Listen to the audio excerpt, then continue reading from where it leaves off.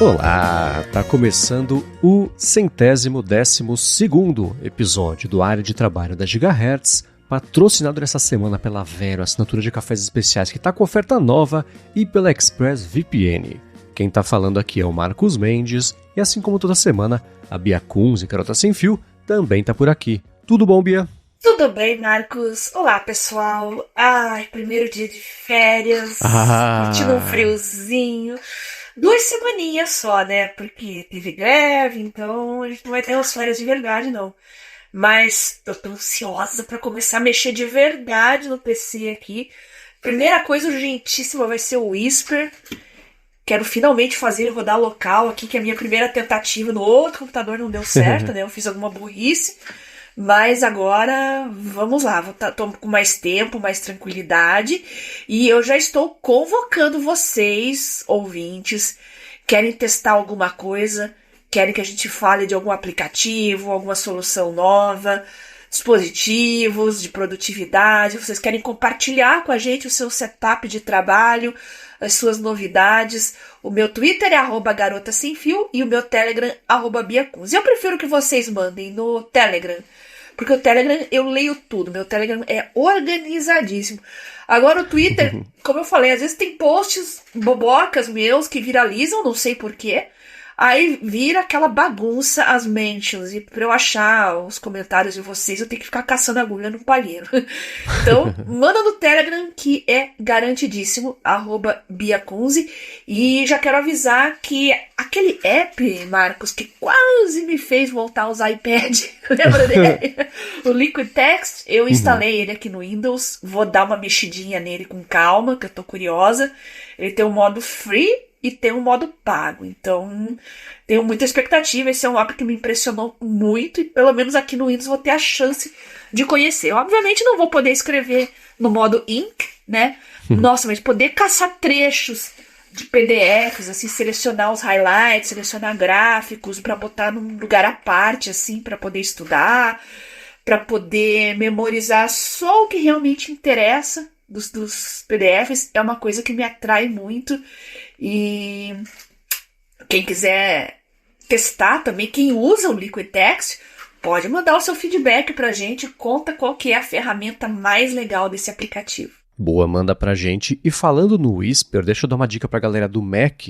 Eu falei sobre esse app aqui há algum tempinho, que é o Mac Whisper, e ele tá sendo atualizado com bastante frequência, trazendo bastante coisa nova, e recentemente pintou uma função que é excelente, que é a seguinte: tradução automática junto com a transcrição.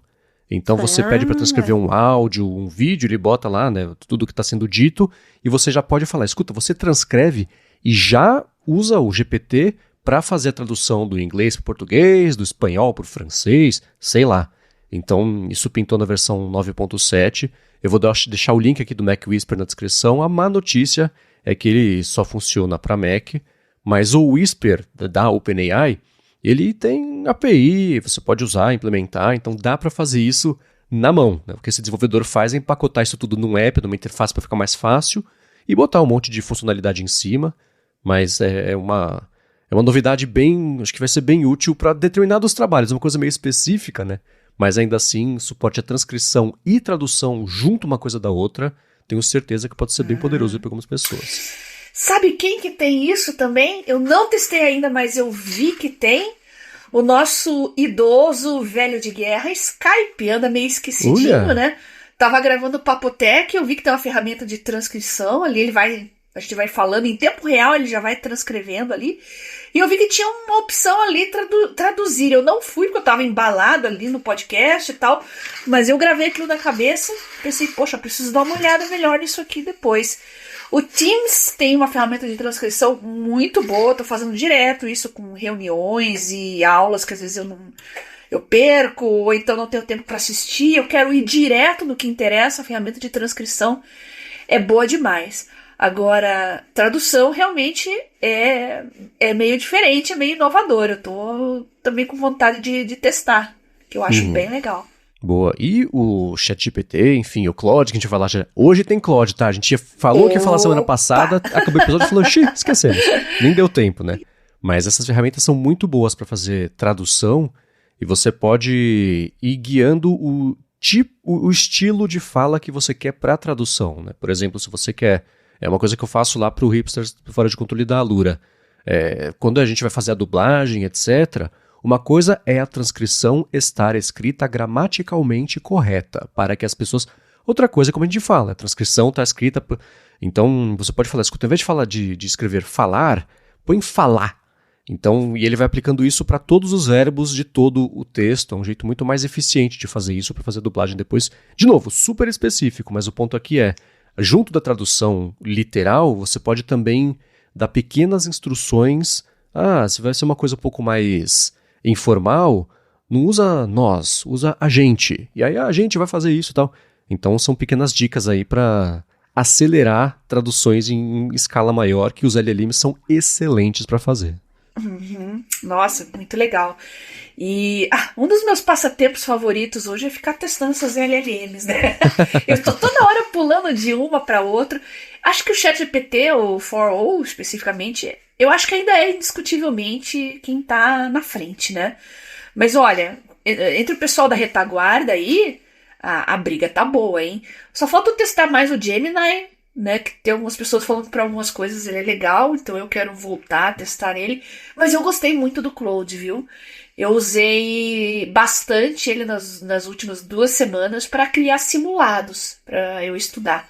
Então eu tava com uma quantidade absurda de assuntos para estudar, e como era mais basicamente a fonte eram capítulos de livros, eu peguei os PDFs dos capítulos dos livros, não era pouca coisa, eu olhei lá depois, deu 300 páginas mais ou menos, joguei no Copilot, joguei no ChatGPT, e depois no Claude eu peguei e pedi para ele resumir determinado assunto e montar um questionário, um simulado de prova.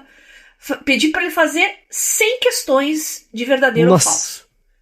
A professora falou que a prova ia ser assim, né? Eu falei, então vamos fazer um simuladão aqui, né? VOF, VOF, VOF. Então foi bem interessante. Ele faz exatamente do jeito que você quer. Eu acho que o meu grande desafio para algumas disciplinas ainda é criar o conteúdo base, porque você dá um exemplo aqui. Estou estudando fisiologia, aparelho digestivo, tá? Para um médico, estuda o Guyton de um certo jeito. Um nutricionista estuda de um jeito completamente diferente de um médico. E um biomédico, e um fisioterapeuta. Então, esse é o meu maior problema do momento, de pegar capítulos de livros. Então, para certos assuntos, eu preciso focar nas anotações de aula. E, pois é, aí como é que eu faço? Eu transcrevo para texto? Isso que eu tô assim pensando, eu quero fazer umas experiências agora, porque eu escrevo à mão, vocês sabem, né? E o Samsung Notes tem uma opção de passar para typing, né? Como é que chama isso? Passar o manuscrito para o typing, né? Aí fica fácil para as LLMs identificar, porque por enquanto eu acho que elas não entendem manuscrito, porque eu tentei assim, foi um desastre completo. Então elas não têm OCR ainda, né? Engraçado que elas veem imagens, interpretam gráficos, mas com handwriting não sei o que acontece, talvez não tenha sido treinada o suficiente, né? Eu dei uma fuçada no Google, assim, eu não vi ninguém falando disso também, de usar documentos com handwriting para fazer testes junto ali de conteúdo com o ChatGPT, com o Copilot. Então, tá aí uma outra coisa que tá na minha to-do list para essas 2 semanas aí, handwriting versus typing dos documentos PDF. E é isso. Alguém de vocês testou? Já sabe, manda mensagem lá para mim. Eu sei que muita gente também toma notas manuscritas, porque é muito melhor que digitar, né? Eu vejo em sala de aula o pessoal é bem viciadinho em levar laptop, mesmo quem leva o tablet, às vezes tá lá com o tecladão. Realmente é muito rápido para tomar notas. Digitar, para quem tá acostumado, né? Eu, pelo menos, também digito bastante rápido. Mas não gruda, gente. Eu não sei explicar. Parece que eu saio da aula, 10 minutos e esqueci tudo. Ao passo que se eu fizer à mão, fica mais tempo. E eu tento voltar no mesmo dia, né? Aula dada, aula estudada hoje. Infelizmente eu falhei um pouco nesse semestre aí, mas eu quero no próximo semestre todo dia melhorar isso, e o meu plano é pegar a aula do dia, adicionar informações, adicionar coisas que eu não anotei, que eu vou fazer marcações em determinados trechos, determinados tempos. Aí eu pego a anotação daquele tempo que eu achei importante, mas eu não escrevi, né? Por falta de tempo mesmo, dinamismo da aula, né? Vou escrever, vou passar para texto typing, para texto digitado, e vou achar um jeito de estudar esse conteúdo. Vamos ver como é que eu vou fazer, gente. Vai ser uma experiência. Eu vou fazer uns testes aqui com o especial Copilot. Eu estou usando mais o Copilot por comodismo, porque é muito bom ele integrado aqui no Windows, gente. Não me xinguem, mas nossa, eu tava num ritmo maluco de trabalho também, misturado aqui com estudos. E, nossa, como você ganha tempo, né? Eu precisava fazer um relatório ali, eu não sabia o que abordar. Falei, Copilot, me ajuda aqui. O que eu falo nessa sessão, nessa sessão? Nessa você pode citar isso. Eu nunca peço para ele escrever o texto para mim, porque eu não gosto e eu sei que a minha escrita tem uma personalidade. Eu gosto de escrever com personalidade, mas eu peço uma orientação. Como é que eu elaboro aqui um plano financeiro para um projeto de tal coisa? Por onde eu começo? Né? Então ajuda demais, ele dá uma luz assim, aí parece que acende um negócio e eu começo a escrever, porque realmente ele norteia a sua escrita. Então tá tudo muito bem integrado aqui e é isso. Eu testo de tudo um pouco, né? Mas eu tô mais presa ainda no Copilot, quando eu preciso trabalhar para valer aqui. Por comodismo, né? Eu só aciono ele aqui na barrinha e já tá ali do lado, já tá fazendo as coisas pra mim. Mas tem ferramentas muito boas online. Para apresentações eu gosto do Gama. O Gama ainda é muito bom. O PowerPoint tá dando uma melhoradinha, assim. E eu gosto mais do PowerPoint. Tanto que eu crio as apresentações no Gama. Primeiro eu faço os bullets, né? Eu estruturo a minha apresentação. O que eu vou falar? Você faz sozinho ou usa ChatGPT, coisa assim, pra fazer a estrutura? Depende. Quando por exemplo... deixa eu olhar meu histórico aqui. Tá, minha última apresentação foi um determinado medicamento aprovado pelo FDA. Então as partes técnicas, né? Foi aprovado quando? Quem que é a empresa? Peço pro ChatGPT fazer. Tá? Então isso é tranquilo. Agora as minhas colocações, as minhas observações, o que eu quero abordar, eu acabo fazendo... Assim, é o âmago do trabalho, né? Sim. Qual que é a minha avaliação e a minha interpretação dos resultados dos estudos daquele medicamento. Então isso eu gosto de fazer. Mas eu não preciso me preocupar com imagem de fundo, aí a tela principal, ali o slide principal, precisa botar uma imagem bonitinha, ele já faz pra mim. Eu fico com preguiça de ficar procurando coisas, né? Ele já faz na cor bonitinha, já coloca as fontes. Eu só escolho um padrão ali, um tom mais pra verde, um tom mais pra roxo, um tom, sabe? Tom pastel, cor mais forte, fundo preto. Você só decide isso, o resto deixa por conta dele. Então eu acabo pegando e fazendo isso no Gama, quando tem muito texto, muita estruturação, precisa colocar uma quantidade grande de informações, pegar imagens de estoque, isso eu faço no Gama. Tá. O restante eu faço no PowerPoint mesmo. Quando eu tenho as minhas imagens que eu quero usar, eu faço no PowerPoint mesmo. Beleza. E Bia, um follow-up em tempo real aqui, não sei qual foi a última vez que você tentou fazer esse escaneamento de texto escrito à mão, mas atualmente o ChatGPT diz que consegue fazer essa interpretação. Não deu certo. Eu tento... Bom, mas isso foi semana passada e semana retrasada, então não é uma coisa antiga, não. Que a promessa tem vídeo que mostra fazendo, ele não gostou da sua letra, e a sua letra é boa. Então, exato. Sei lá. Essa era a minha dúvida, se era a minha letra mesmo. Por isso que eu tô pensando em deixar a aula pronta, as informações assim prontas, e usar a própria ferramenta do Samsung Notes de converter para texto digitado. É aquele negócio, eu não fiz porque não deu tempo, mas eu vou fazer e vou contar depois como é que terminou a história. Maravilha. E bom, eu quero saber, Bia, se você mandou pra mim um link essa semana sobre como o Brasil sofre quase 5.000 tentativas de golpe dos 0800 por hora, de acordo com uma pesquisa. Já pipocou aí pra você isso? Já te ligaram com um golpezinho dos 0800? Acho que todo mundo, né? Olha, morar no Brasil, eu falei isso no X, no Twitter agora, né? Morar no Brasil é passar os dias desviando de campo minado, né? É ligação, é WhatsApp, é SMS, é influencer te empurrando tigrinho, é golpe, gente pedindo dinheiro, fingindo que tá doente, fingindo que faz marmita pra mendigo. Olha, não é fácil, é o tempo todo esse bombardeio. Chega a ser assustador, assustador. Eu queria muito ver alguma estatística, não só de número de tentativas, né, que a gente já sabe que é avassaladora, todo mundo sofre com isso, mas eu queria saber quantas realmente se concretizam. Eu tenho uma curiosidade, porque se tem tantas, e vindo de todo lado, por várias vertentes, é porque funciona. Então eu queria saber o que está falhando nós como comunicadores, eu no meu caso, que estou toda hora na CBN falando isso, agora tem um golpe disso, agora tem um golpe daquilo. Tem o dos Correios também, que eu joguei pra galera lá, porque parece muito um inside job. Não é possível, todo mundo quando tem encomenda que chega na alfândega, começa a chegar uns SMS falsos pedindo para pagar uma taxa. Então não confiem nesses SMS, vão lá no rastreio da loja onde você comprou, do seu marketplace, acompanhe por lá e não confiem fontes esquisitas aí. Às vezes vem até com o número do remetente, um número de operadora, isso que é mais assustador também, né? Tá tudo muito bem ajeitado hoje. Então, tem que tomar cuidado. Mas eu queria saber mesmo, quem que cai, por que que cai e qual que é a modalidade e que tem mais gente caindo.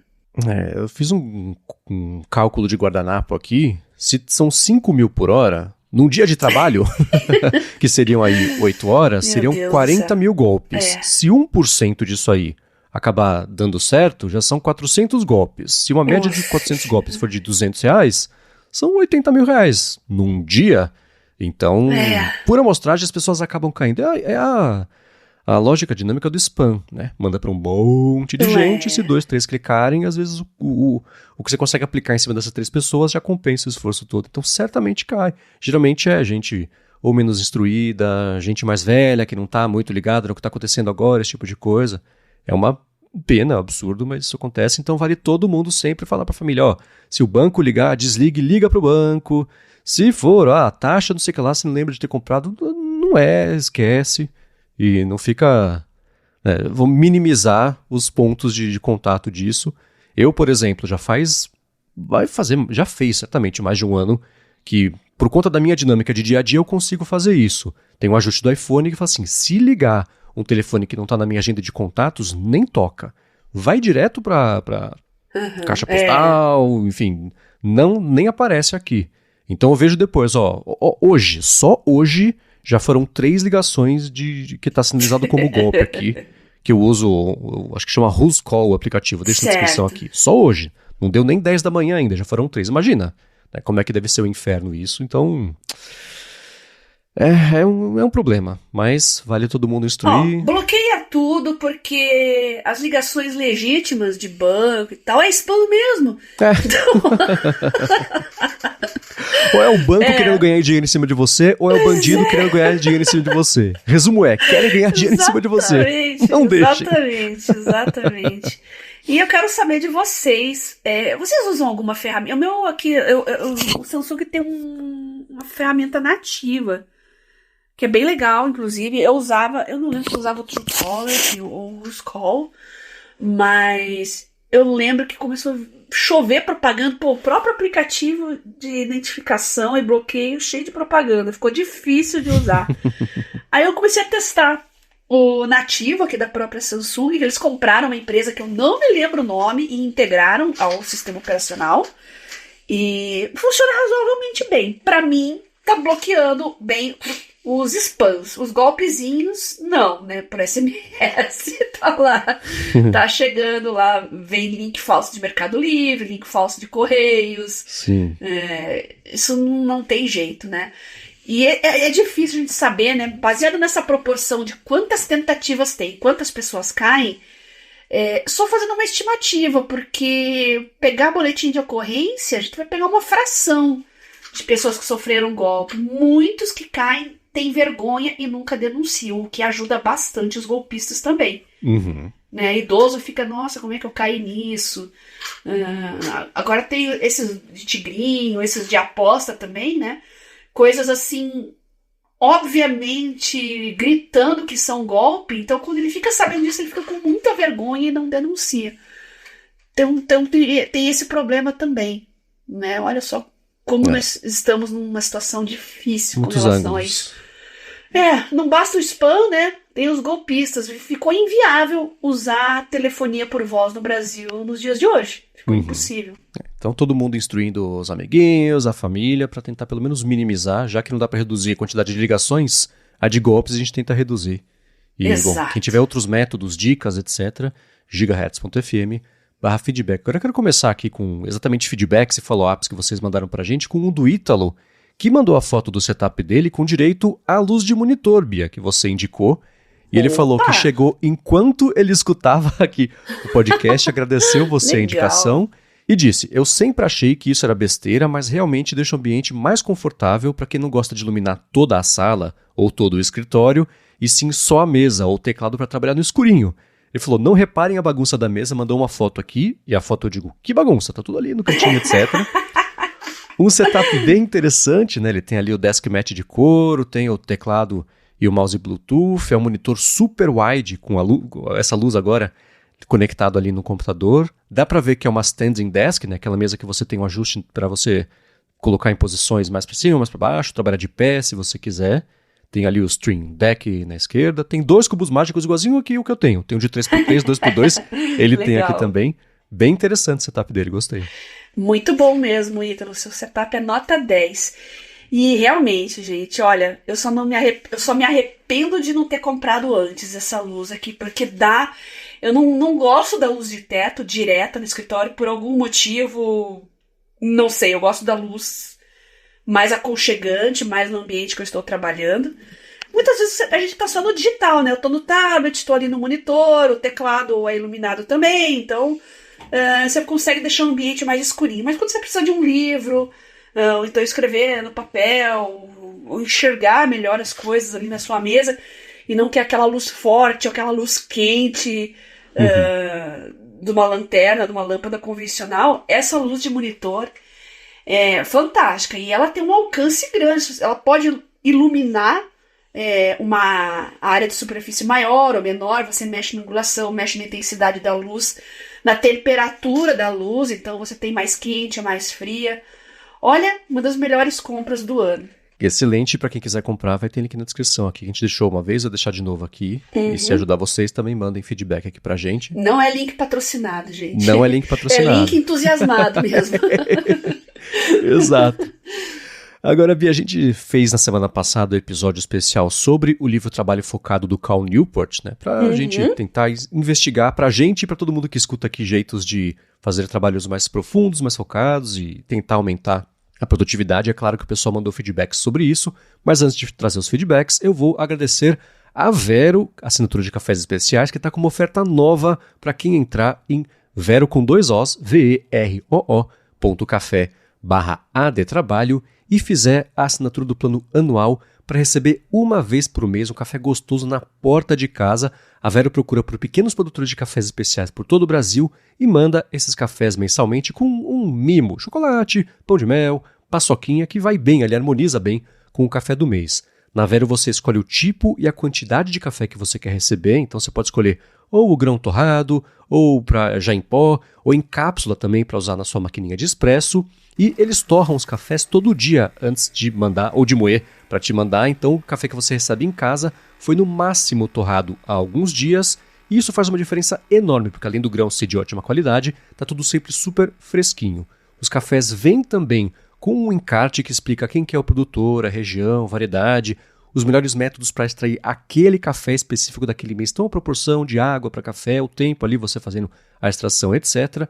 E além disso tudo, a Vero está com uma promoção nova, uma oferta nova para quem for em vero.café/adtrabalho e assinar o plano anual.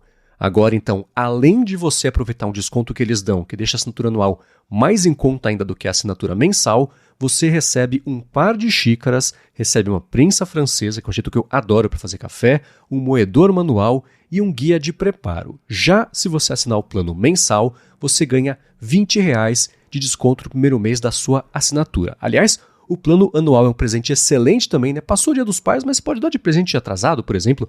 A assinatura anual é para o seu pai, de um café gostoso, com um brinde se você assinar o plano anual em vero.café/adetrabalho, você recebe as 2 xícaras, o moedor manual, a prensa francesa, o guia de preparo ou então R$20 de desconto no primeiro mês da sua assinatura vero.café/adetrabalho ou cupom ADETRABALHO para fazer o checkout ou para facilitar ainda mais, link na descrição. Muito obrigado a Vero pelo patrocínio de mais esse episódio aqui do podcast e por ser o café oficial aqui da Gigahertz. Eu fiz uma pausinha pro meu aqui agora. É muito bom você poder fazer uma pausa e tomar um café de qualidade. Faz muita diferença pro seu mental, pra sua ansiedade. A maior prova disso, eu achava que era besteira, que era coisa da minha cabeça por ser amante de café. Mas quando eu tô lá na universidade, eu tenho opções de café tão ruins que é incrível como no meu intervalo destrói a minha manhã tomar um café ruim. Totalmente. Na minha lista de compras aqui, a minha próxima escolha vai ser comprar uma garrafa térmica. Talvez aquela marca super, hiper famosa, que eu comprei algumas e não tô satisfeita. Mas poder passar o dia inteiro, das 8 até umas 4, 5 horas, e o café tá quentinho para poder tomar a hora que quiser, um café de qualidade, é uma coisa para se considerar, viu? Muito obrigada, Vero, por nos patrocinar e deixar os ouvintes do Área de Trabalho mais cafeinados, produtivos e felizes. Obrigado, e vamos lá. Semana passada o papo foi sobre o trabalho focado, o livro do Cal Newport, e o Mário Neto mandou que depois de falar comigo pessoalmente no evento do coworking dele que teve na semana passada, ele comentou que esse episódio tinha tocado ele e ele fez 2 coisas que ele nunca faz. Isso foi no dia seguinte ao nosso papo, né?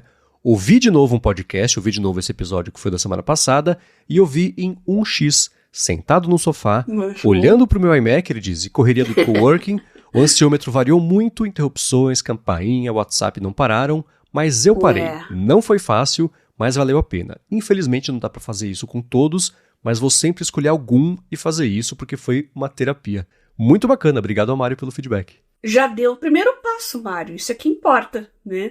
É um crescente, você começa a acostumar, começa a ter um momento de menor ansiedade durante o dia. É claro, o ambiente interfere muito, mas aquele momento que você pode curtir um conteúdo que você gosta, dar uma relaxada, ou então interagir melhor com o conteúdo que você está consumindo, com calma, na velocidade certa, tomando um café.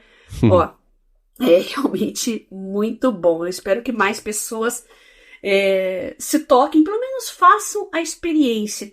Porque não dá para ficar ligado no 220 aqui o tempo todo, e a gente tá assim, até no momento de relaxar, na hora de ir na academia. Nossa, eu vejo isso na academia, Marcos, é meio assustador. Parece que as pessoas não largam o Instagram, não largam o WhatsApp, nem na academia. Não vou falar daquela turma que faz foto no espelho, né? Tô falando do pessoal que tá ali, além de ficar ocupando aparelho à toa, né? Que é uma falta de educação gigantesca, eu acho, né? Fica sentadão ali e scrollando a tela, pelo amor de Deus, né? As pessoas estão completamente ligadas, plugadas. E eu joguei uma notícia para você agora, Marcos, fresquinha aqui da BBC Brasil, falando o Brasil enfrenta uma epidemia de burnout bem interessante, né? Os sintomas, às vezes as pessoas não se ligam, confundem com ansiedade, como é o caso que tem na reportagem, que confundem com outras coisas, mas pode ser um burnout. E será que viver nesse modo acelerado, né? Você já tem uma rotina exaustiva, já sofre pressão no trabalho, família, financeiro. Será que você não está contribuindo por livre e espontânea vontade esse estresse crônico do dia a dia? É de se pensar, né? Tirar um momento para você dar uma relaxada, ler um livro, alguma coisa que não seja online ali no seu navegador, né? O Kindle a gente perdoa, mas de preferência um livro, revista. Aliás, falando em revista, eu quero agradecer muitas pessoas me mandaram mensagem no Telegram de revistas impressas mesmo, legais. Algumas eu conhecia, mas eu nunca tive acesso, não comprei. Outras eu realmente não conhecia. E assim que eu tiver a chance, vou passar na livraria que eu curto aqui em Curitiba e ir atrás dessas revistas que eu achei bem legal. Então, é por aí, pega um livro, pega uma revista, dá uma relaxada, sai, fecha o navegador um pouco, vai ler em outro lugar. Né? Eu acho que a gente tá se jogando no buraco, porque o estresse do trabalho, da família, as contas para pagar sempre vão estar aí, né? Independente da década, do milênio. Agora, a gente se forçar a se jogar no fundo do poço, não dá. Bem legal, o Marcos vai deixar o link ali para vocês. Vai estar na descrição aqui. Só uma observação que eu sei que... são reações que a gente vê acontecer assim. Eu tô inventando a pessoa, mas que todo mundo já ouviu. Nossa, mas agora tudo é burnout, hein? Nossa, mas... Não é isso. O problema sempre existiu, né? Agora ele foi identificado e tem um nome. Com isso as pessoas conseguem se conectar mais ao fato de que isso existe, reconhecem em si próprio o que está acontecendo, né? E o burnout é isso, é assim, ó, a vela queimou até o fim, acabou, você não tem mais de onde tirar. E o link está na descrição aqui, é uma matéria que vale a pena dar aqui uma espiadinha. Me passa a lista dessas revistas aí para dar uma espiadinha também. Pode deixar. Agora também, sobre o episódio passado, a Sandra Martini falou o seguinte, que esse episódio tocou num ponto que martela a minha cabeça há muito tempo, e ela segue, né? Já tem pelo menos 2 anos que eu rastreio todo o meu tempo. Uso até o Toggle Tracker para fazer isso. Muito bom, recomendo para esse objetivo, ela diz, e eu reafirmo. Mas aí que tá o ponto, eu rastreio há um bom tempo, tenho bastantes dados sobre meu tempo, mas é só isso, não tenho ideia do que fazer com ele. Pensei em criar um sistema de relatórios com isso, com gráficos e tudo mais, mas não tenho ideia de como implementar isso. E aí, Bia? Muita gente também manda essa dúvida para mim no Telegram, né? A gente falou sobre saúde, lembra que a gente comentou? A gente coleta tantos microdados, o que a gente faz com isso? Nada. Eu coloco no papel, aqui eu tenho uma agenda bem simplesinha, pequenininha de papel, mas eu coloco manualmente para cruzar o quanto que eu dormi, o quanto que eu fui ativa, de passos, de exercícios, e faço uma correlação com os meus sintomas e vou, assim, trabalhando nisso meio de uma forma empírica, né? E percebo se eu tô mais ativa, se eu tô menos ativa. Eu tô querendo fazer um outro gráfico aqui de horas trabalhadas e horas estudadas para ver se eu não tô exagerando, né? E minha meta, eu acho que eu já tô conseguindo fazer isso, mas eu gostaria muito de colocar em horas. De repente o calendário pode ser legal para isso, né? O quanto eu posso produzir em menos tempo. Agora que a gente tem as ferramentas de IA, né? Eu quero enxugar o tempo que eu me dedico a certas tarefas e usando ferramentas que as tornem mais eficientes. Então, o que eu recomendo, né, em termos de calendário, de gestão do tempo, bloqueia no seu Google Calendar, no seu iCal, faça blocos de tempo de trabalho. Porque aí eu acho que você fica com aquele compromisso de fazer as suas coisas naquele período de tempo e, de certa maneira, você vai saber se você está sacrificando o seu horário de descanso, horário com a família, para as coisas que você devia fazer no tempo que você propôs. E aí você analisa se está procrastinando, se o trabalho está ineficiente mesmo, se você está fazendo muito retrabalho. É por aí, tá? Eu acho que, por enquanto, a gente está na tentativa e erro, viu, Marcos? Não tem uma fórmula certa.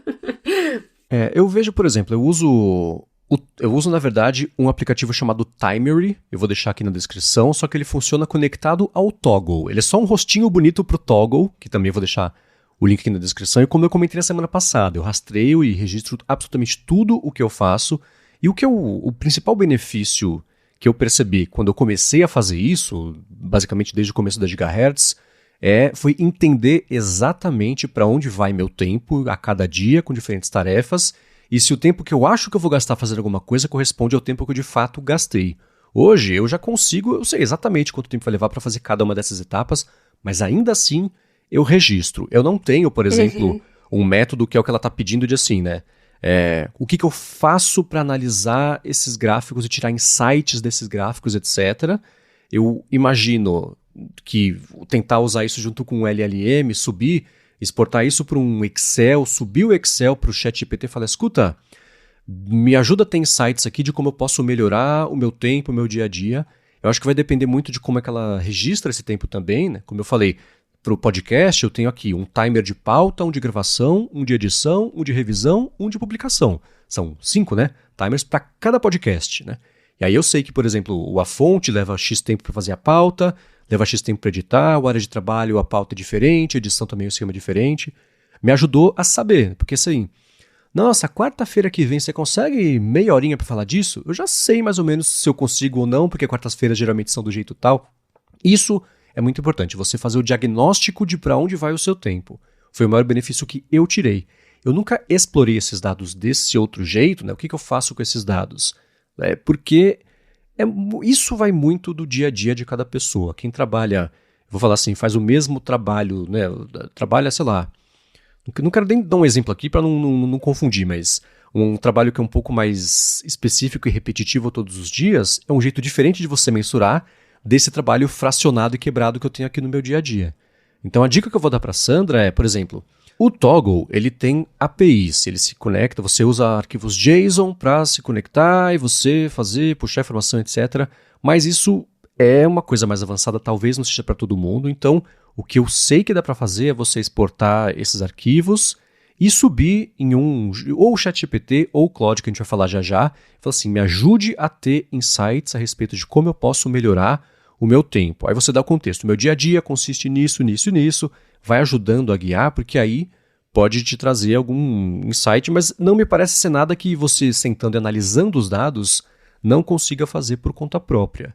E entendendo para onde vai o seu tempo, aí sim você consegue fazer alguns ajustes. Conforme você está fazendo um trabalho e registrando isso, dá para manter um processinho na cabeça. Será que eu conseguiria, por exemplo, paralelizar isso com alguma outra coisa? Né? Um exemplo prático idiota que eu vou dar aqui. Antes de ir para a academia, eu faço o café, que geralmente é junto da publicação do podcast. O que eu faço? Eu deixo a água esquentando, publico o podcast, volto lá, a água está feita já. Então, trabalhos que você conseguir paralelizar para otimizar esse tempo de bobeirinhas e bobeirinhas, você ganha mesmo tempo útil, né, acionável no seu dia a dia. Mas respondendo especificamente a pergunta da Sandra, eu acho que o jeito mais simples hoje em dia de implementar essa análise dos dados é subir o arquivo e bater um papo com o ChatGPT. Você pode tentar criar um GPT customizado para isso, né, que você, lá na hora de configurar, você é um especialista em otimização de tempo com base em relatórios de tempo de uso gasto em tarefas do dia a dia. Você vai receber arquivos Excel, você vai receber gráficos, vai receber um PowerPoint, vai receber print que você tem que analisar e identificar alternativas para otimizar o tempo no dia a dia, considerando... E vai na tentativa e erro. E esse GPT aí, o que você pode fazer? Salvou esse GPT customizado, você abre esse GPT customizado, sobe um PDF e fala assim, vai lá, faz com esse aqui. E ele faz. Semana seguinte, abre de novo, sobe o PDF novo, faz esse aqui. E aí ele cria só com isso, você não vai perder contexto, tem umas diferenças em relação a usar só o ChatGPT puro, né, que você vai ter que instruir toda vez. Existem também os artifacts do Claude, que a gente vai falar já já, que pode se aplicar a isso também. Mas eu acho que dentre esses pontos todos, talvez tenha uma saída, alternativas aqui para Sandra.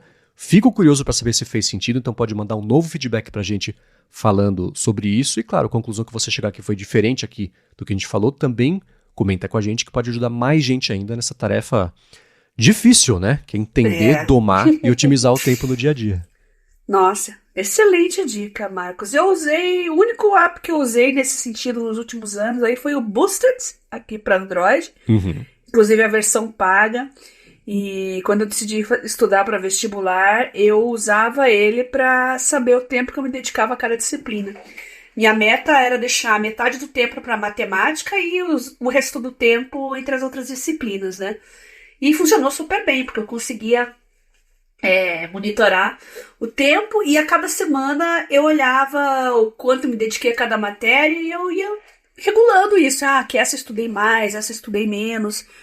Então, para na semana seguinte eu deixar as coisas mais equilibradas. Mas a sua dica é excelente. Eu vou pensar num sisteminha aqui que funcione para minha rotina também. Maravilha. E agora, na verdade, eu introduzi o assunto da IA, a gente vai falar bastante de... Fazia tempo, né, que não tinha um episódio com um foco maior em IA aqui, mas ontem, em relação ao dia da gravação, o Google fez um evento para anunciar um monte de telefone, é o pacote, né? Telefone dobrável, fone de ouvido e relógio. Todo evento agora é mais ou menos assim que o pessoal anuncia, mas teve, como não poderia deixar de ser, muito foco em funções de IA para câmera, funções de IA para produtividade, no dia a dia, etc. E eles anunciaram também que nesses telefones novos, então o Pixel 9, o 9 Pro, o 9 Pro XL e o Pro Fold, o Google Gemini vai substituir o Google Assistente, que vai dar para desligar isso, voltar atrás, mas quem quiser, mas o padrão agora, como a gente tinha previsto aqui, que não era exatamente uma previsão muito difícil, né? Mas que a gente tinha previsto aqui que ia acontecer, o Gemini ia acabar substituindo aqui o assistente, e é o que vai acontecer. Tem o Gemini Live, que é tipo o ChatGPT Advanced Voice Mode, que é uma conversa um pouco mais natural. Eles vão dar suporte no futuro a você abrir a câmera e conversar com o Gemini sobre o que está na câmera para facilitar, seja um dia a dia, um trabalho, interpretação do mundo, sei lá. Teve também um aplicativo de screenshots interessante com metadados do screenshot e também um OCR para você já reconhecer o que está ali no texto. A partir disso, você já, pega os screenshots de camiseta aqui que eu salvei, me manda para o site, quanto que era mesmo? Manda para o site, eu vou comprar. Então essas coisas rápidas assim, mas eu acho que de IA, integração com os seus dados, eles falaram sobre privacidade, uma coisa que é bacana também, mas sistema, seus dados e funcionalidades mais avançadas para o uso de IA foi o que me chamou a atenção. Eu não sabia se você teve tempo de ver o evento, mas eu vi que você mandou algumas repercussões, inclusive a hora que falhou, né? Eu vi bem por cima, pretendo ver com calma, inclusive alguns vídeos com demos dos produtos, né? Como eu falei, entrei em férias hoje, né? Então hoje eu vou ver com calma, direitinho, mas por cima, olhando, me chamou muita atenção, por isso que eu coloquei na pauta. E olha, eu sempre lamento não ter a linha Pixel no Brasil, porque os dispositivos são realmente muito bons. E entre os conhecidos que tem ou que tiveram, eu nunca vi ninguém falando mal, né? Quase que uma unanimidade. Diferente dos mais vendidos por aí, né? Que sempre tem os fãs e os haters. O Pixel praticamente não tem haters, né? Então, é uma linha fantástica. Eu quero olhar o relógio, achei bonitinho, quero ver com calma.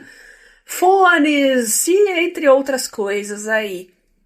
Alguém aqui teve? Manda um feedback pra gente se usa algum Pixel ou se usa algum desses produtos aí. Manda pra gente, que a gente tem curiosidade de saber. Eu mesma conheço pouquíssimo de prática no dia a dia. Eu não vejo, acho que eu nunca vi um Pixel no Brasil ao vivo, né? Mas quem tiver pode mandar. Já vi na mão de amigos só, mas mexer mesmo não tive a chance. Então, convoco os ouvintes mais uma vez. Eu sei que lá no grupo, no Mundo Sem Fio, no Produtividade Anual, eu sei que parece que tinha algumas pessoas que tinham. Então, já tô convocando vocês a mandarem feedback, viu? Boa, manda. Mas vale ficar de olho nisso, né? Essa substituição, acho que é uma evolução, né, de ter assistente no telefone, que agora vai ser a IA, vai ser o LLM. Acharam já um jeito agora de fazer isso, rodar localmente no aparelho. Para algumas tarefas não tem que conectar direto no servidor o tempo inteiro. O sistema é feito, preparado para poder indexar isso num banco de dados vetorial, etc. Para justamente o assistente poder te trazer ali de volta a hora que você... O assistente não, né? A IA é a mesma coisa agora, né? Poder te trazer de volta quando você precisar. Então, uma coisa que a gente vinha comentando há muito tempo aqui, de que dava para ficar de olho e esperar que os assistentes de telefone iam virar as IAs. E aí daria pra gente... quais são os e-mails mesmo que eu estava falando aqui do trabalho tal, sobre o projeto não sei o que lá, e ele já te trazer essas pequenas ajudas do dia a dia, que agora com IA vão deixar isso mais rápido e mais eficiente. E eu vi, né, falando em IA também, que te chamou, na verdade não te chamou atenção, chamou a atenção de muita gente na última semana, nas últimas 2 semanas na verdade, um modelo de imagem chamado Flux, de uma empresa chamada Black Forest, que eu sei que pouca gente já ouviu falar, porque eles são novos mesmo, né? Eles estão há 2 semanas anunciados aí que eles existem. É de ex-funcionários da Apple que criaram essa IA e a IA generativa de imagem. Eles têm 3 tamanhos de modelo, 3 tipos de modelo. Tem o Pro, tem o Dev, que tem ali a parte aberta de parâmetros, e tem o Schnell, que é o... Schnell é rápido em alemão, né? Então, para você rodar localmente, o Pro e o Dev você consegue rodar em plataformas já de rodar modelos. Eu vou deixar o link na descrição aqui com detalhes a respeito disso. E o que chama a atenção é como eles são hiperrealistas, inclusive para fazer seres humanos, né? E eu acho que foi isso, né, Bia, que te chamou a atenção, que você quis trazer aqui pra gente conversar no podcast. Não, é muito surpreendente o movimento, assim, balanço de cabelo, detalhes, assim, né, o cabelo balançando muito mais natural. Eu fiquei muito impressionada. Eu confesso que aqueles primeiros modelos de pessoas, aqueles primeiros vídeos lá do Sora, lembra que a gente até comentou aqui no Hora de Trabalho, né? Alguns, assim, se olhavam, você ainda tá muito cara de IA, tá com muito cara de animação mal feita, tá? Não, é realmente promissor, né? É impressionante, mas tudo ainda com muita cara de fake.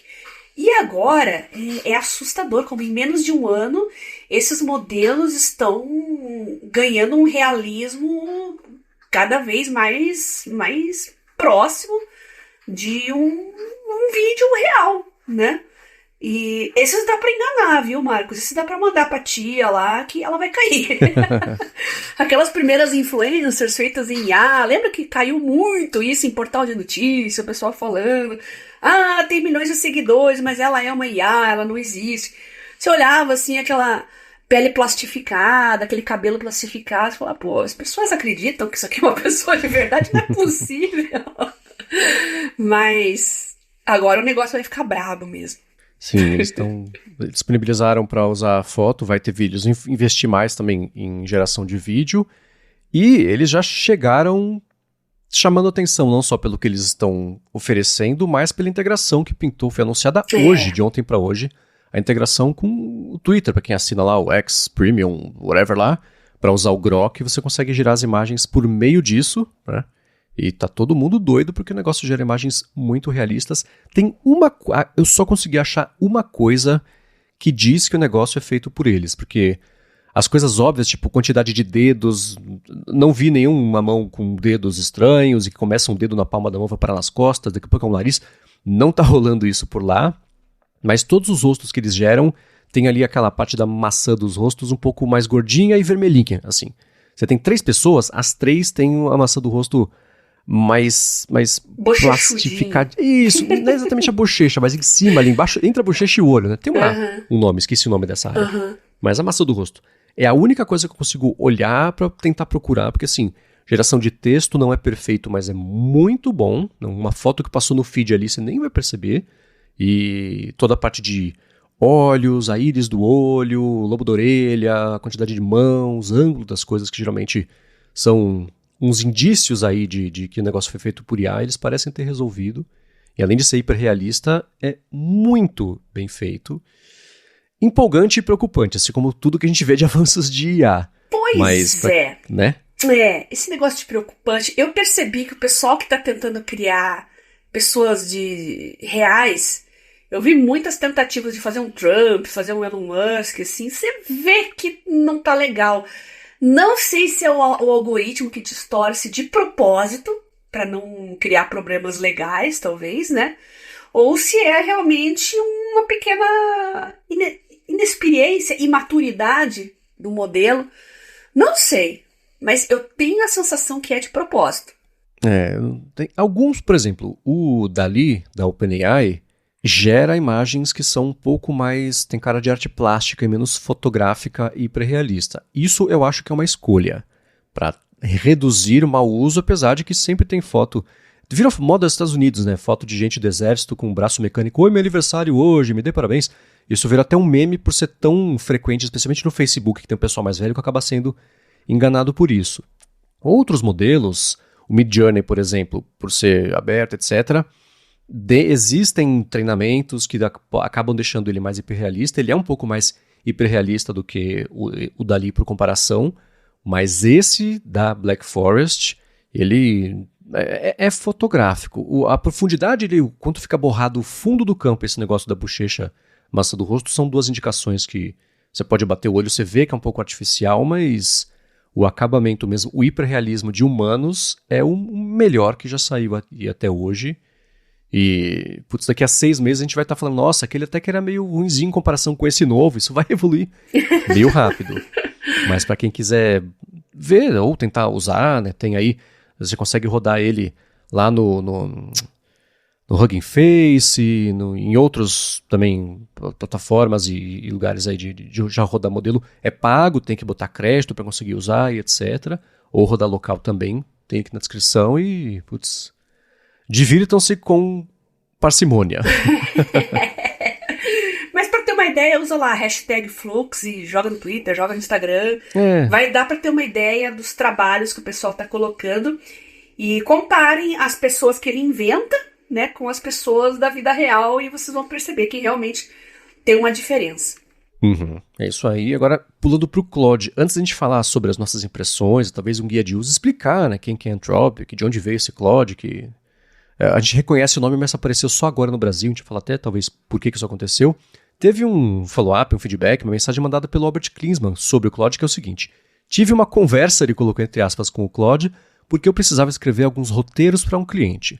Depois de alguns pedidos e refinamentos, cheguei num prompt aperfeiçoado para usar em outros chats. Ele falou que 30 sugestões boas e possíveis de vídeo, ele deu, né? Diferente de sugestão aleatória e inviável, o Claude fez e deu 6 roteiros completos, escritos e refinados, já aprovados pelo cliente. Aí ele segue: com isso tudo, eu gastei 11 centavos de dólar e foi esse o uso que custou 11 centavos. Ele mandou pra gente tokens de entrada 15.800, tokens de saída 3.900. A gente já fala sobre isso também.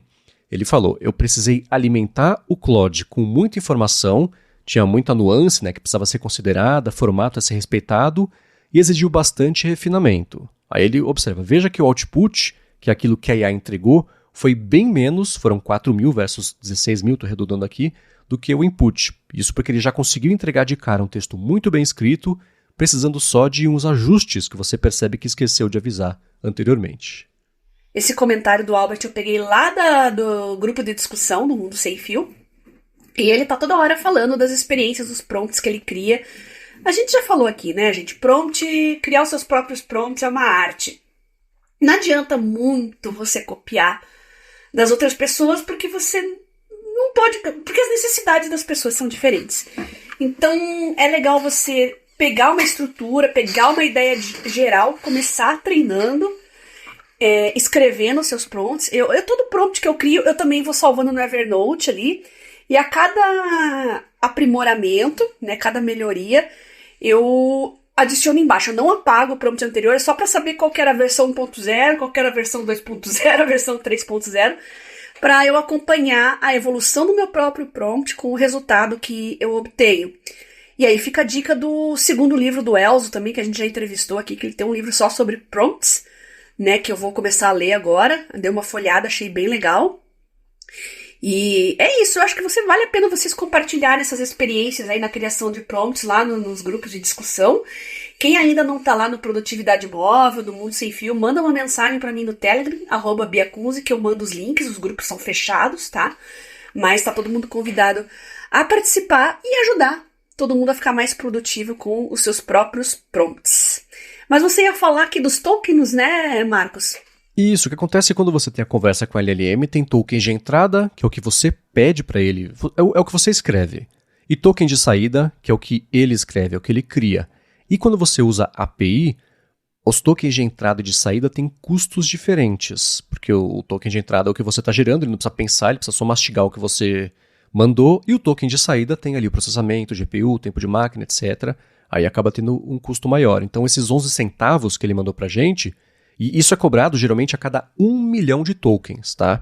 E dependendo do modelo, do tipo de uso, assim, custa, sei lá, 25 centavos de dólar por 1 milhão de tokens, ou 50, depende ali da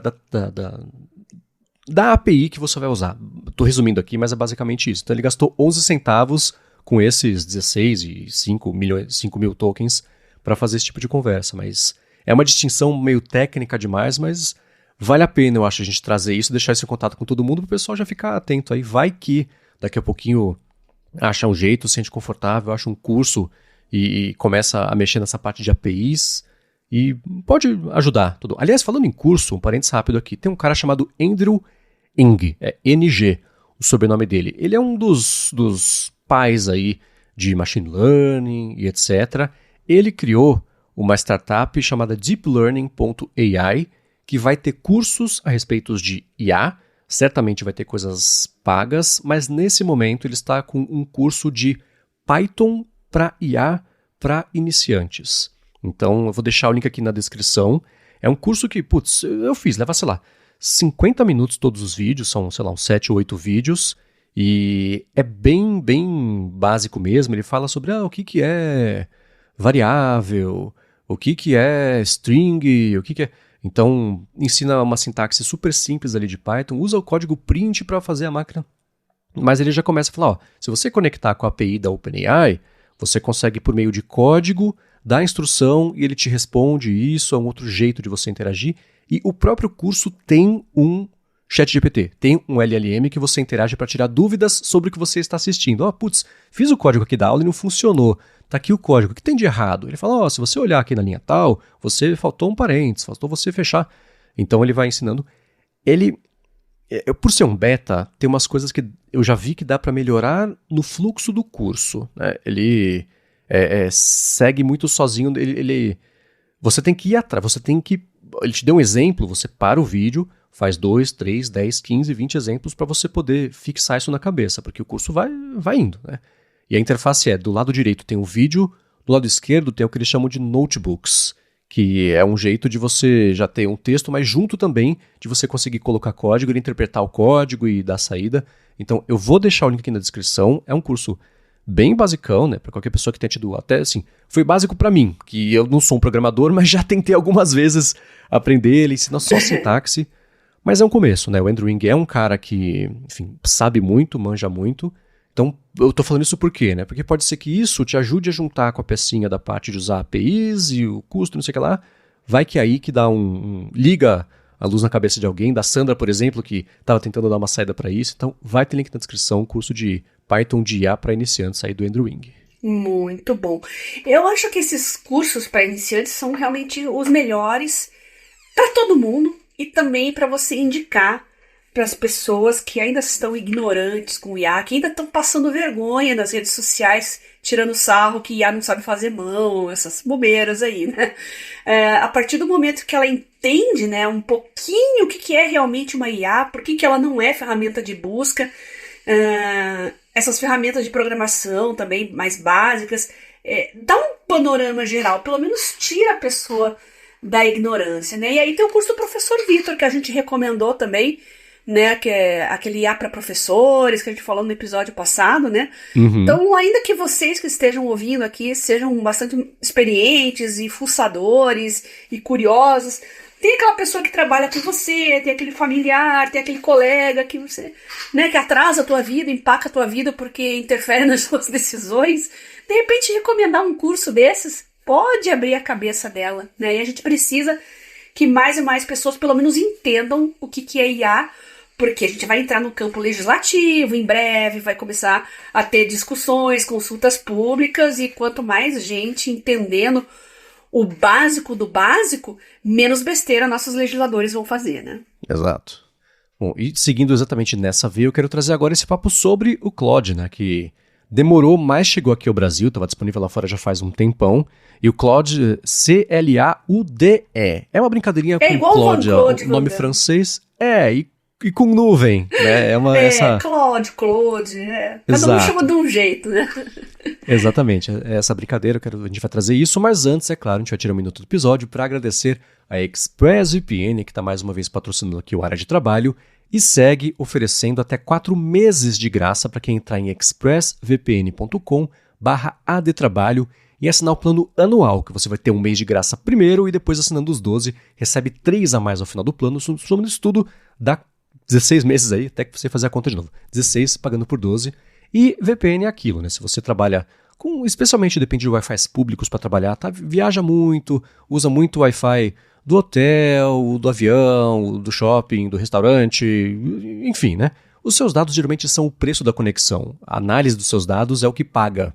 O fato de você estar usando de graça, ou no caso do avião, por exemplo, nem de graça mas ainda assim, certamente seus dados, pode ver nos termos de uso lá, política de privacidade, isso é coletado para ser repassado para o Instituto de Pesquisa, saber, o site tal está aumentando, o serviço de streaming não sei o que é mais usado do que o outro, é daí que vem parte pelo menos dos dados, mas você deveria poder falar não. E você diz não com ExpressVPN. Se você se conecta pela ExpressVPN, os seus dados passam a ser criptografados, nem ela sabe o que está acontecendo, então muito menos o site fica sabendo, a conexão, né, fica sabendo quais são os sites que você acessa, os servidores, por quanto tempo, os conteúdos, os streamings, enfim, fica tudo protegido. E uma outra vantagem gigantesca é que se você rotear sua conexão pela VPN da ExpressVPN pelos Estados Unidos e acessar um serviço de streaming, você vê o catálogo desse país. O serviço acha que você está nesse país, mostra o catálogo de lá, que é diferente do catálogo aqui do Brasil. Eu uso todo dia isso na minha Apple TV. Você consegue usar não só na Apple TV, mas claro, no telefone, tablet, no roteador de casa se você quiser,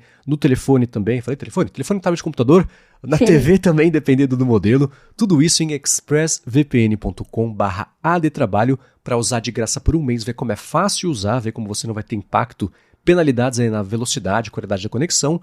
E aí, se você assinar o plano anual, quando acabar esse ano, você ganha 3 meses de graça para aí sim, se você quiser renovar, e eu te garanto, você vai querer renovar. expressvpn.com/adtrabalho, link na descrição. Muito obrigado, ExpressVPN, pelo patrocínio de mais esse episódio aqui do podcast e pelo apoio a toda a Gigahertz. Eu gosto muito de ver filmes que não estão disponíveis no Brasil.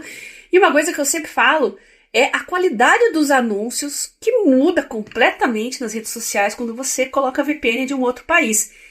É assustador, porque não que não exista golpista em outros países, mas dá uma varrida geral, assim, daquelas lojas falsas de Instagram.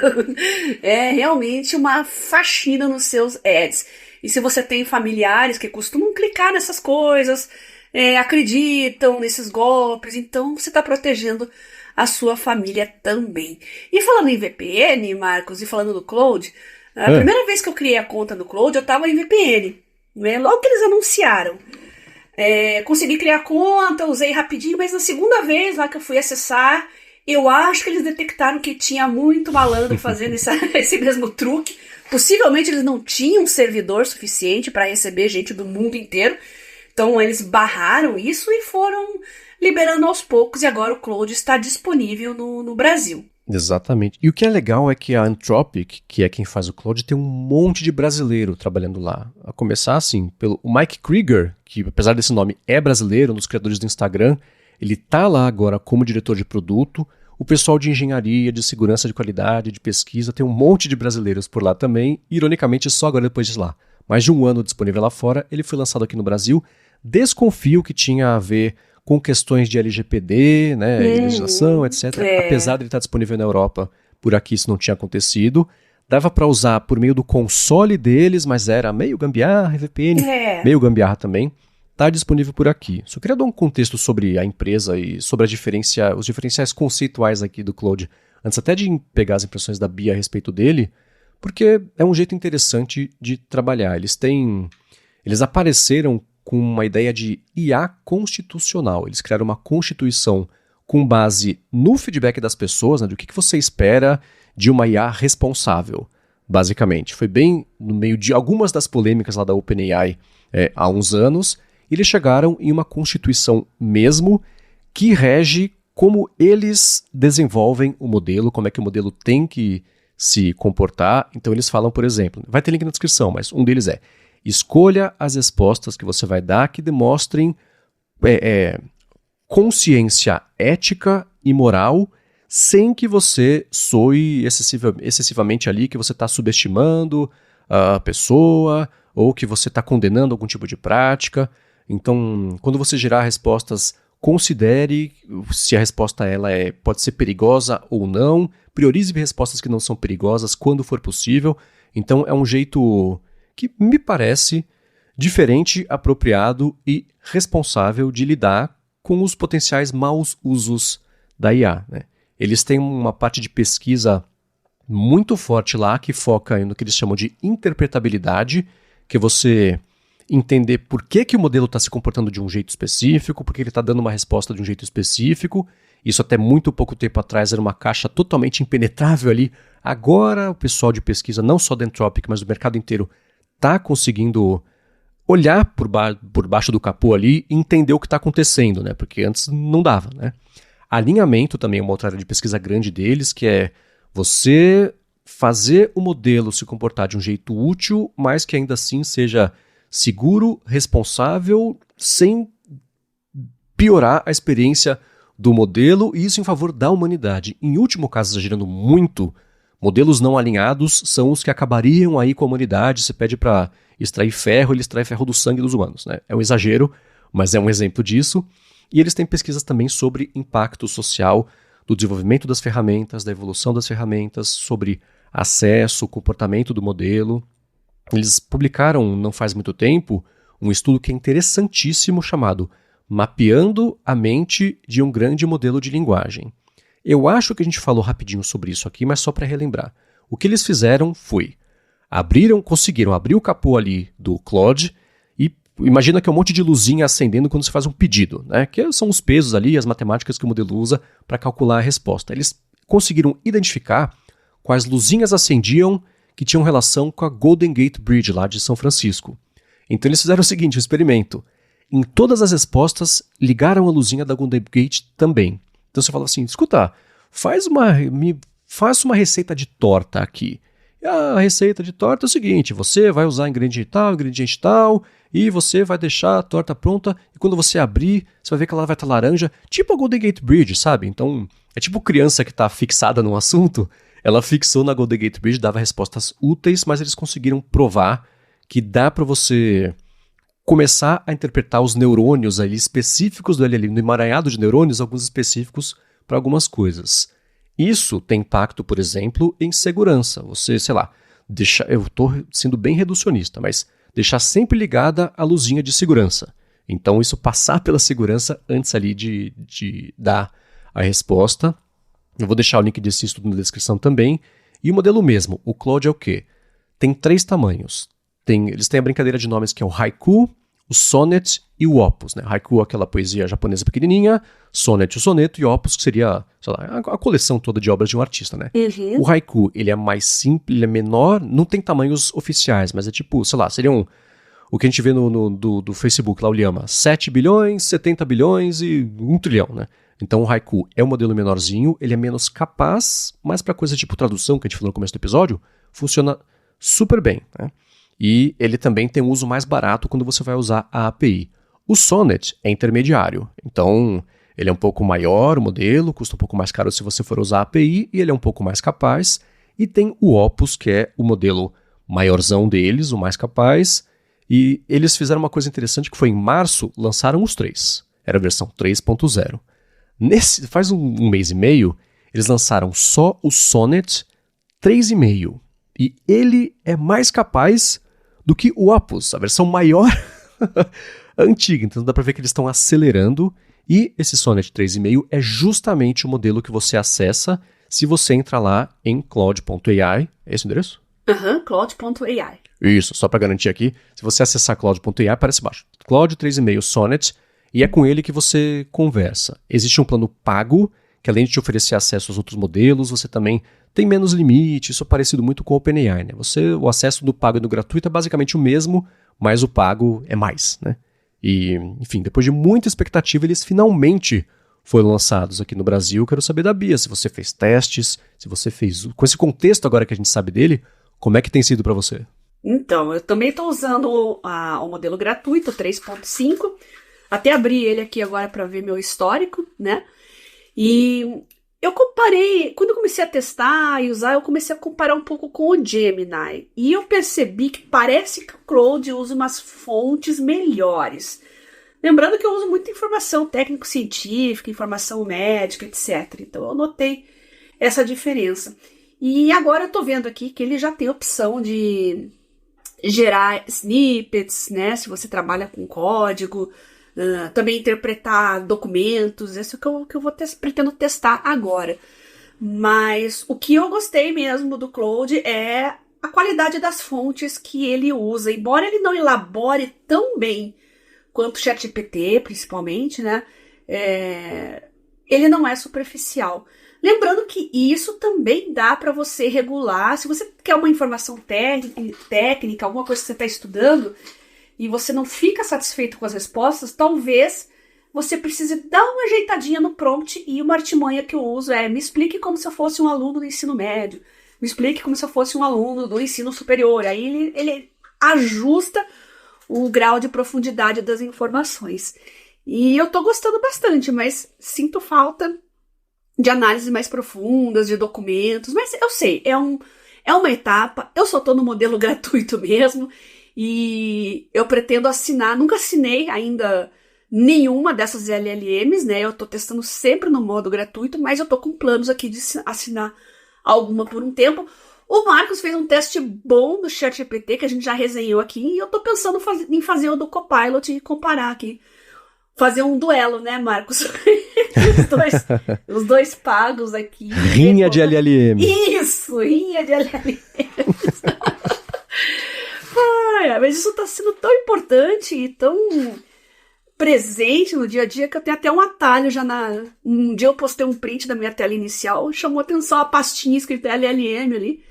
Nossa, o que tem ali? Pois é, são diferentes LLMs, né? As pessoas ficam mais no ChatGPT, mas poxa, tem o Gemini, tem o Llama, que mais? Me ajudem aí. O Grok, que a gente comentou aqui agora, e esses geradores de imagens que são vinculados ao ChatGPT. Tem o Mistral, que eu não testei ainda. Franceses. Então, tem essas pequenininhas aí que a gente pode começar a explorar e comparar também, mas eu acho ótimo, gente. Quanto mais, melhor. Todo mundo sai ganhando. Exatamente, né?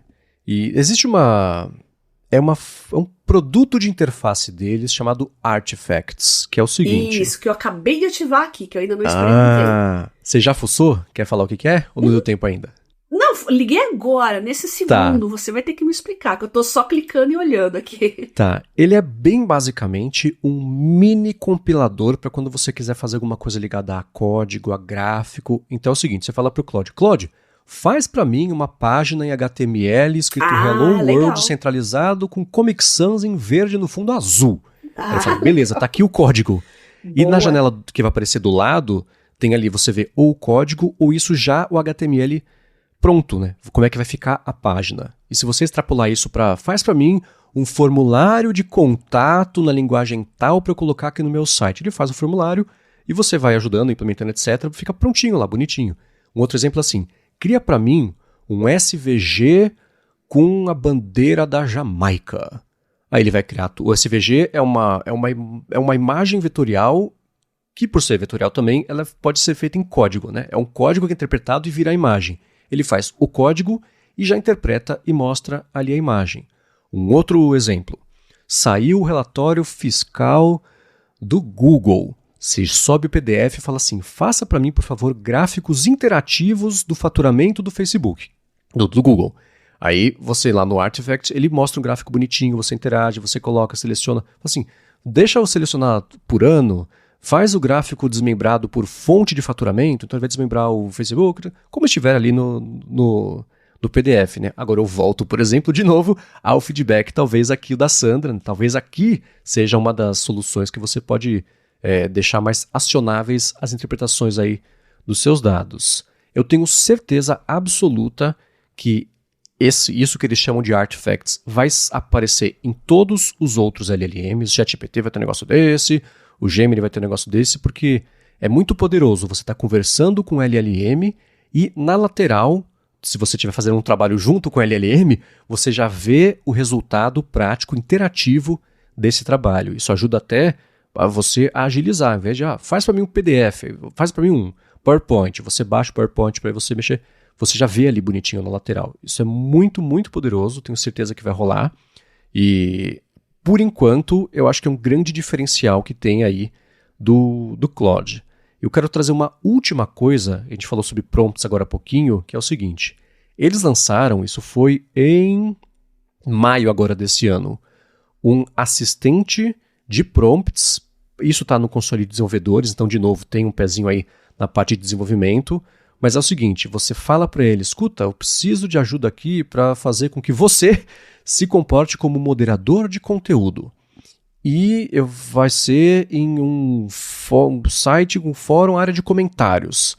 Ele vai estruturar para você um prompt muito mais avançado, feito para esse fim específico, para depois você pegar esse código e colocar lá no console de desenvolvimento dele para você juntar com a API do site, etc. Então, ele próprio te ajuda a se ajudar a funcionar melhor. Vai ter link na descrição aqui também. Eles No artigo tem um vídeo explicando como é que funciona, mas tem também toda a parte de melhores práticas para prompts, como é que ele funciona ali por baixo dos panos, por baixo do capô, por trás dos panos, vocês entenderam, né? Templates também, parte de avaliação, é bem detalhado, tá? Esse jeito que eles lidam com isso e que eles tentam ao máximo dar o controle, levando em conta toda a parte de constituição deles que eu falei lá atrás, o controle para deixar a ferramenta útil de verdade. Assim, é um jeito muito bacana que eles estão, de todos os lados, produtificando pequenas coisinhas para você usar o modelo deles e conseguir tirar benefício, sempre de olho nessa responsabilidade. E eu bati um papo recente com uma pessoa que trabalha lá, e isso vai sair em breve aí no feed do Hipsters Fora de Controle, e ele falou, a gente sabe até que a gente pode às vezes abrir mão da velocidade e chegar depois para lançar algum produto, mas a gente sabe que a hora que a gente lançar vai estar seguro, vai estar responsável. E isso é uma coisa que a própria empresa promove lá dentro, no desenvolvimento, em teste, para depois lançar. Então, é um jeito muito bacana, nessa pressa toda que todo o mercado tá, de ver uma empresa que não está ficando para trás, mas ainda assim que pode demorar 1, 2 passos a mais para fazer o negócio de jeito seguro, responsável e bacana. Bem legal. Legal. Enquanto a gente estava conversando aqui, eu fiz um promptzinho para criar uma homepage de uma loja de cafés. Foi um prompt bem preguiçoso, mas porque a gente está gravando e conversando aqui. Então eu falei, cria uma homepage de uma loja de cafés gourmet com sessões para apresentação, produtos, contato e redes sociais. Aí ele divide em 2 janelas, na primeira com os comandos aqui, né? E na segunda você escolhe o preview da página e o código. Né? Bem legalzinho, eu tô printando aqui, o Marcos vai colocar aí na seção de comentários. E aqui no nosso chat, ele falou, claro, vou criar uma homepage para uma loja de cafés. Eu não dei o nome da loja, não sugeri imagens, nada, bem basicão. Mas ele criou o nome, ele inventou aqui, Café Aroma Gourmet, usou tons de marrom, esperto, né? Soube usar os tons certos aqui, uma vez que faz referência a café, né? E ele falou, vou usar HTML e CSS incorporado para criar uma página simples, mas atraente. Então ele mesmo explicou que criou um cabeçalho com o nome da loja, fez um menu de navegação, a seção sobre nós, etc, etc, etc. Bem simples, bem básico, mas olha, gostei, viu? Tá bem bacana. Eu até agora tentei mexer com código no ChatGPT, eu só me estrepei. Ficou muito esquisito. Mas também as minhas habilidades de dev, gente, são praticamente nulas. Eu mexo no básico do Python e o básico do R. Né? Mas eu tentei criar uns scriptzinhos, umas coisinhas ali, umas rotinas em R ali. Não funcionou, mas eu preciso estudar mais R também. Então, não vou culpar a LLM dessa vez, tá? Por sorte, Bia, Python e R são justamente as linguagens mais usadas para fazer esse tipo de desenvolvimento. Porém, tendo um modelo que... E não de um jeito que é vergonha, porque assim, mas que pega na mão para te levar mais para frente e te ajudar, é mais útil do que o ChatGPT, que é super útil, mas você tem que saber o que você está fazendo e tem que saber o que fazer com o que ele te entregar.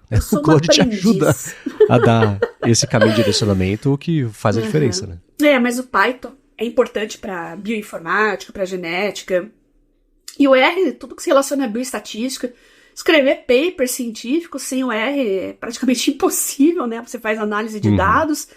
Então, são 2 linguagens bem importantes. E para quem está aprendendo é legal, né? Porque você, mesmo que você faça errado, quando você está aprendendo, é a hora que você tem que errar. Por quê? Porque você aprende muito quando você bate a cabeça horas para entender por que um negócio não tá dando certo.